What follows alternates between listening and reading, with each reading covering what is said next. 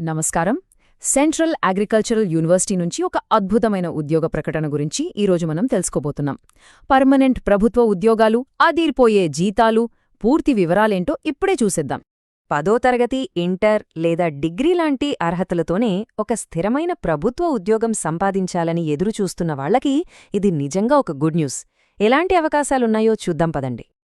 అసలు ఈ ఉద్యోగాల్లో ఉన్న స్పెషాలిటీ ఏంటి అంటారా? అవేంటో చూడండి. ఇవి పర్మనెంట్, అది సెంట్రల్ గవర్నమెంట్ జాబ్స్. చాలా పోస్టులకి ఎలాంటి ఎక్స్పీరియన్స్ అడగట్లేదు. అంతేకాదు, చాలా వాటికి ఇంటర్వ్యూ కూడా లేదు. ఇక జీతం విషయానికొస్తే నెలకు 80,000 రూపాయల వరకు సంపాదించుకునే అవకాశముంది. అద్భుతం గదా! ఈ నోటిఫికేషన్ ఒక సెంట్రల్ యూనివర్సిటీ నుంచి వచ్చిందండి.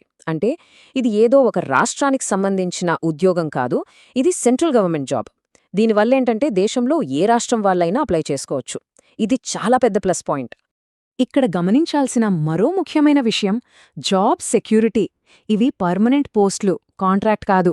అందుకనే ఏపీ, తెలంగాణ అనే తేడా లేకుండా ఏ రాష్ట్రానికి చెందిన అభ్యర్థులైనా సరే హ్యాపీగా అప్లై చేసుకోవచ్చు. ఈ నోటిఫికేషన్లో ఇదొక మెయిన్ హైలైట్. సరే, ఇప్పుడు అసలు విషయంలోకి వెళ్ళిపోదాం. ఏ పోస్టులున్నాయి, వాటికి జీతాలు ఎలా ఉండబోతున్నాయో ఈ సెక్షన్లో క్లియర్గా తెలుసుకుందాం. ఒక్కసారి చూడండి. 10th క్లాస్ అర్హతతో అప్లై చేసుకోగలిగే మల్టీటాస్కింగ్ స్టాఫ్ నుంచి మొదలు పెడితే మాస్టర్స్ డిగ్రీ ఉన్నవాళ్లకి స్టూడెంట్ వెల్ఫేర్ ఆఫీసర్ వరకు చాలా రకాల ఉద్యోగాలున్నాయి.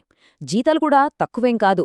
నెలకు 35,000 నుంచి మొదలై ఏకంగా 80,000 రూపాయల దాకా ఉన్నాయి. చాలా మంచి ప్యాకేజీలనే చెప్పాలి. ఓకే, ఇన్ని పోస్టులు ఉన్నాయి కదా, మరి ఎవరి క్వాలిఫికేషన్కి ఏ జాబ్ సెట్ అవుతుంది? కన్ఫ్యూజన్ లేకుండా ఉండాలంటే ఇప్పుడు మనం క్వాలిఫికేషన్ వారీగా ఏ ఉద్యోగాలున్నాయో వివరంగా చూద్దాం.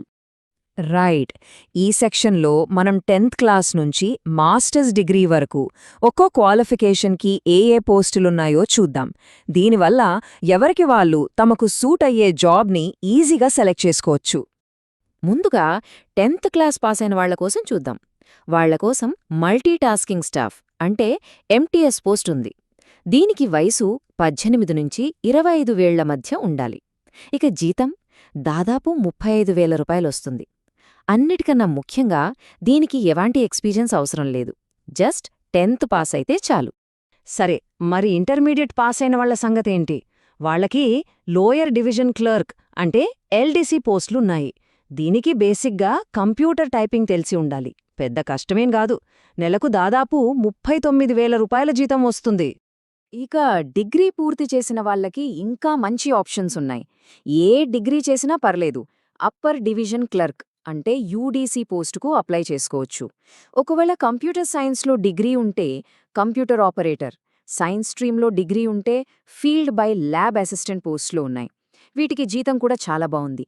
45,000 నుంచి 55,000 మధ్యలో ఉంటుంది. ఇంకా హయ్యర్ క్వాలిఫికేషన్స్ ఉన్నవాళ్లకి కూడా స్పెషల్ పోస్టులున్నాయి. బీ.ఫార్మసీ చేసినవాళ్లు కాంపౌండ్ డ్రెస్సర్ పోస్టుకు అప్లై చేయొచ్చు. జీతం సుమారు 50,000 ఇక మాస్టర్స్ డిగ్రీ, అది 60% మార్కులతో పూర్తి చేసిన వాళ్లకి స్టూడెంట్ వెల్ఫేర్ ఆఫీసర్ పోస్టుంది. దీనికి జీతం ఏకంగా 80,000 రూపాయల వరకు ఉంటుంది. ఓకే, ఉద్యోగాలు, జీతాలు, అర్హతలు అన్నీ చూశాం కదా. ఇప్పుడు మోస్ట్ ఇంపార్టెంట్ పార్ట్, వీటికి ఎలా అప్లై చెయ్యాలి? ఈ ప్రాసెస్ని స్టెప్ బై స్టెప్ క్లియర్గా తెలుసుకుందాం. జాగ్రత్తగా ఫాలో అవ్వండి. అప్లికేషన్ ప్రాసెస్లో 2 భాగాలున్నాయి. ఇది చాలా ముఖ్యం. ఫస్ట్, ఆన్లైన్లో అప్లై చేయాలి. సెకండ్, ఆ అప్లికేషన్ హార్డ్ కాపీని ఆఫ్లైన్లో పోస్ట్ ద్వారా పంపాలి. ఈ 2 చేస్తేనే అప్లికేషన్ కంప్లీట్ అయినట్టు. ఒక్కటి చేసినా రిజెక్ట్ అవుతుంది. మొదటగా అఫీషియల్ వెబ్సైట్ cau.ac.in కి వెళ్ళాలి. అక్కడ ఆన్లైన్ అప్లికేషన్ ఫిల్ చెయ్యాలి. అది అయిపోయాక ఆ అప్లికేషన్ని ప్రింట్ తీసుకోవాలి. దానికి కావాల్సిన సర్టిఫికేట్స్ జతచేసి దాన్ని ఇంఫాల్లోని యూనివర్సిటీ రిజిస్ట్రార్ అడ్రస్కి పోస్ట్లో పంపించాలి. స్పీడ్ పోస్ట్ లేదా రిజిస్టర్డ్ పోస్ట్ ద్వారా. ఈ డేట్స్ చాలా చాలా ఇంపార్టెంట్. కావాలంటే నోట్ చేసుకోండి. ఆన్లైన్ అప్లికేషన్కి లాస్ట్ డేట్ February 15. ఆన్లైన్లో అప్లై చేశాక ఆ హార్డ్ కాపీ వాళ్లకు చేరడానికి చివరి తేదీ February 22. సో లాస్ట్ మినిట్ వరకు వెయిట్ చేయొద్దు. ఇక అప్లికేషన్ ఫీజు విషయానికొస్తే జనరల్, ఓబీసీ, ఈడబ్ల్యూఎస్ కేటగిరీల వాళ్లు 500 రూపాయలు కట్టాలి. అయితే ఎస్సీ, ఎస్టీ, దివ్యాంగులు ఇంకా మహిళా అభ్యర్థులకు ఎలాంటి ఫీజు లేదు. ఇది చాలా మంచి విషయం. సరే, దాదాపు అన్ని విషయాలు కవర్ చేశాం. ఇప్పుడు చివరగా కొన్ని ముఖ్యమైన గమనికలు, సలహాలు చూద్దాం. అప్లై చేసే ముందు ఇవి కూడా తెలుసుకోవడం మంచిది. సెలక్షన్ ప్రాసెస్ ఎలా ఉంటుందంటే పూర్తిగా రాత పరీక్ష ఆధారంగానే ఉంటుంది. ఇంటర్వ్యూ లాంటివి లేవు. మరి సిలబస్ ఏంటి? అది వాళ్ళు ఇంకా చెప్పలేదు. కానీ మీ క్వాలిఫికేషన్కి సంబంధించిన ఎస్సీ సిలబస్ ఫాలో అవ్వడం బెస్ట్.